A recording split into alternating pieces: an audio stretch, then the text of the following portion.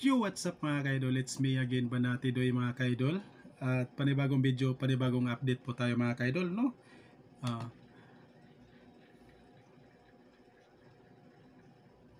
At ito na nga mga kaidol, no? I-update lang po natin yung kababayan natin mga kaidol, no? Yung 176 mga kababayan natin Pilipino mga kaidol na wait lang ha. 176 mga Pilipino na biktima ng human trafficking sa Myanmar. Sinagip ng gobyerno mga kaidol. At ito yung ligtas na po sila mga kaidol. Yung 176 na nabiktima sa human trafficking sa Myanmar po ito mga kaidol, no? At papasalamat pa rin tayo mga kaidol ni PBBM mga kaidol. At yan po, si PBBM ay hindi pabaya sa mga Pilipino mga kaidol, no? Diyan po tayo proud kay President Bongbong Marcos mga kaidol, di ba?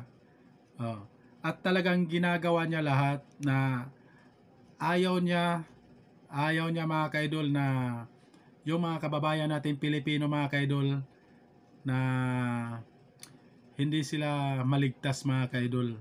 Dahil po sa magandang pamamalakad sa ating gobyerno, si President Bongbong Marcos ay ligtas na po sila mga kaidol. Ito muna yung unang update natin mga kaidol. Palakpakan po natin mga kaidol, no? Si President Bongbong Marcos at hindi talaga pabaya sa mga Pilipino mga kaidol. Mahal po niya ang Pilipino mga kaidol. Kahit sino ka man, makadidiis ka man, siguradong ililigtas ka niya. Kahit may kasalanan ka dyan sa ibang bansa, ililigtas ka ni President Bongbong Marcos. Ganyan po, ganyan po ang ating gobyerno ngayon mga kaidol. Napakaganda yung gobyerno natin ngayon mga kaidol.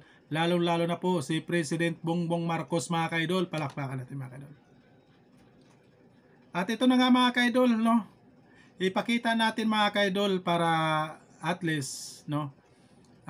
Hindi tayo fake news. Hindi tayo fake news mga kaidol. Hindi tayo tulad sa mga DDS vlogger mga kaidol, no? Na kung mag-vlog walang pinapakita, no? Tayo nilabanan po natin yung mga fake news mga kaidol. At ito na mga kaidol, i-update natin to mga kaidol at ipakita natin mga kaidol yung 176 na Pilipino mga kaidol na nabiktima sa human rights trafficking sa Myanmar mga kaidol. Let's do it. Panoorin po mga ka-idol. Ligtas nang nakabalik sa Pilipinas ang 176 na Pilipino na biktima ng human trafficking sa Myanmar. Tiniyak ng administrasyon ni Pangulong Ferdinand R. Marcos Jr. ang pagbibigay ng tulong sa mga nasagip na biktima sa scam hub matapos rescuehin ng pamahalaan. Ayon sa Malacanang, patunay ito ng pagpapahalaga ni Pangulong Marcos sa kaligtasan at kapakanan ng mga Pilipino. Nakiusap ang palasyo sa mga nais mga ibang bansa para magtrabaho na dumaan sa tamang proseso para hindi nasapitin ang pinagdaan ng kalbaryo ng mga biktima. Sinasabing pinarusahan at sinaktan sila ng kanilang mga amo sa tubing nabibigong gawin ang mga utos. Huwag po silang makikipag-transact nang hindi alam po ng gobyerno. Kaya nga po tayo may POEA para po sila po ay mabigyan ng seguridad na ang kanilang pupuntahan ay sila ay safe. So, maliban po sa gagawin po ng gobyerno, makipagtulungan po sana ang ating mga kababayan. Nakahandaan niya ang pamahalaan para magsagawa ng mga rescue operations sa hinaharap. Siniguro rin ng Malacanang ang patuloy na pagdaraos ng job fair para magkaroon ng trabaho ang mas maraming Pilipino at hindi na mapilitan pang umalis ng bansa at mapalayo sa kanilang pamilya. Yan po mga kaidol. Grabe. I'm salute of you, Mr. President Bongbong Marcos mga kaidol. Grabe. Ang ganda po ng gobyerno natin ngayon mga kaidol. Ang bilis po. Ang bilis makarecover sa mga kababayan natin Pilipino dyan sa mga 176 Pilipino dyan sa Myanmar, no? Grabe. Ganyan po kabait si President Bongbong Marcos mga kaidol. At iwan ko bakit laging sinisiraan nila si President Bongbong Marcos mga kaidol. At anong meron kung bakit laging sinisiraan si Bongbong Marcos mga kaidol? Dahil ayaw po nila ng mabuting gawain.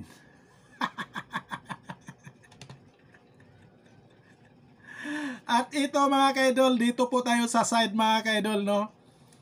Dito po tayo sa side mga kaidol.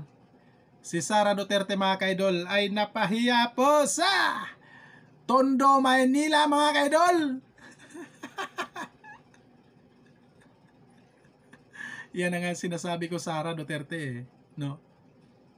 Naakala mo ikaw yung pinakamalakas dito sa ating bansa. Ha? Yan ang akala mo. Yan ang akala mo, Sara Duterte. So ngayon, tawang-tawa si Isko Moreno mga kaidol, no? Oo. Tawa na pilit na nakakahiya mga kaidol, no? Kasi alam niyo kung bakit mga kaidol? Ang sigaw po ng mga tao sa Tondo, Maynila mga kaidol, no? Duterte magnanakaw. Marcos pa rin. Ayan na nga sinasabi mga kaidol. Palakpakan natin mga kaidol. At ito mga kaidol, din natin patagalin mga kaidol. Panoorin po natin mga kaidol kung paano sinupalpal si Sara Duterte sa taga Tondo, Maynila mga kaidol. Ha? Alam mo si Sara mga kaidol, no? Parang wala sa sarili, gumaganon-ganon na lang siya, oh. Sumasabay na lang po siya sa sigaw-sigaw ng mga Marcos loyalist mga kaidol na nagsigaw-sigaw ng Marcos mga kaidol.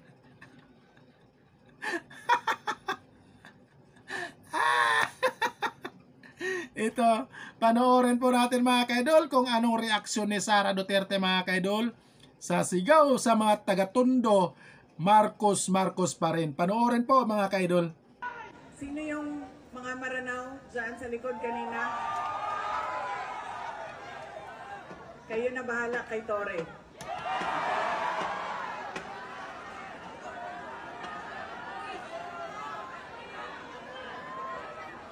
Si Congresswoman Apple Nieto na ang bahala kay Joel Chua sa tulong ninyo.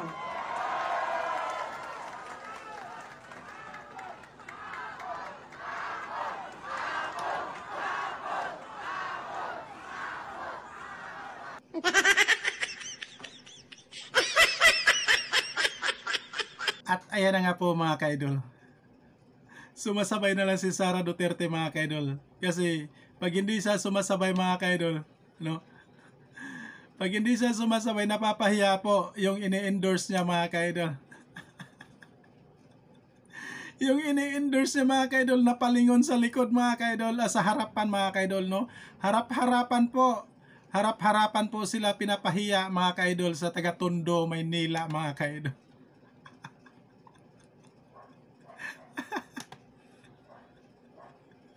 Grabe. Sumasabay na lang po. Gumaganon-ganon na lang si Sara mga kaidol. Nung sumigaw ng Marcos. Gumaganon na lang si Sara. Yan na nga sinasabi Sara. Ayaw na po ang mga tao sa'yo. No? Hindi na po maniniwala ang mga tao sa'yo, Sara Duterte. Ikaw pa naman, paniwalaan ka na puro kasinungalingan yung mga sinasabi mo. Ha? Na puro paninira ang sinasabi mo. Puro paninira sa gobyerno, puro paninira kay President Bongbong Marcos. Ha? Sino ka ba para paniwalaan sa mga tao? 'Di ba? So ngayon napahiya ka. At maraming salamat sa inyo mga kaidol. Sa hindi pa tayo magtapos, isang like naman dyan. At maraming salamat. At sa hindi pa nakasubscribe sa YouTube channel ko mga kaidol, please subscribe sa my YouTube channel, Banatidoy. I-click yung notification bell para updated po kayo sa mga bagong upload, sa mga bagong video mga kaidol. At siyempre, may Facebook page po tayo mga kaidol. Paki-follow na lang po, Drive-Thru Idol. At siyempre, dito sa TikTok mga kaidol, magparami po tayo ng followers mga kaidol. No? Sa hindi pa nakapollow sa TikTok mga kaidol, please follow my TikTok, Banatidoy. Maraming salamat sa inyo mga kaidol, and God bless po sa inyong lahat. Mag-ingat po palagi. God bless po mga kaidol.